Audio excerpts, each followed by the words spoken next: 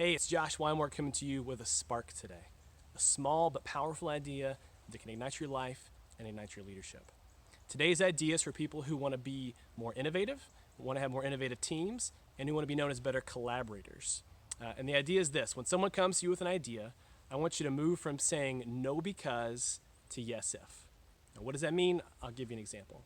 Let's say you're on my team and you come to me and say, hey Josh, I have this great idea for a new product. It's going to reach an underserved demographic. It's going to make us a ton of money because they're going to pay higher prices. It's going to explode. It's going to be amazing. Can we move forward with this idea? And I look at you and I say, hey, thanks for this idea. I really appreciate it. But no, it's not going to work for a couple of reasons. One, because we don't know if that customer base actually exists, if they're even real.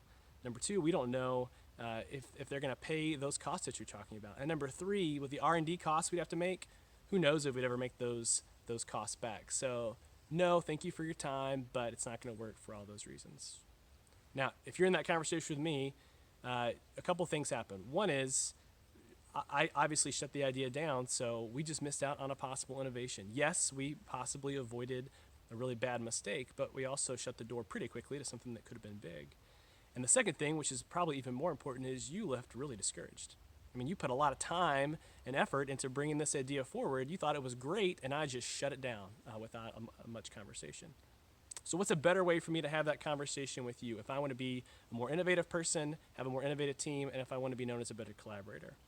Well, the conversation will look very similar with exception of two little words, and that's moving from no because to yes if. So instead, you bring that idea to me, and I say this: hey, thank you so much for bringing that idea. It's clear you put a lot of time and effort into this, and actually, I would love to make this happen. Let's say yes if, and here are the ifs. Yes, if we can figure out, are those customers actually real customers? Are they going to pay the prices that we're asking them to pay? And can we recover our R&D costs within the course of a fiscal year? If we can answer all those questions in a positive way, absolutely, let's do it.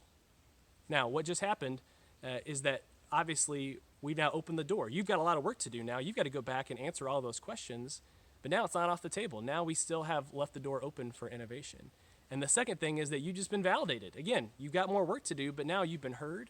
You know what the boundaries are for you to make this thing a possibility. Now you're excited, hopefully, or you realize it's not worth the cost and you abandon it and we save ourselves some time. But the big difference is I'm not the person playing judge, jury, and executioner and shutting your idea down. I'm saying I want to support this. Let's make it happen if we can answer these questions. If you, as a leader, can move from no because to yes if, you'll build a more innovative team and you'll be known as a better collaborator. That's my challenge for you this week. Get rid of no because and move to yes if. Now, if you use this idea this week, please put some comments below. Subscribe to the email list. You get these leadership insights on a regular basis. And then tell me how it's working, how it's going in the work that you're doing. Keep leading well. Enjoy the spark today.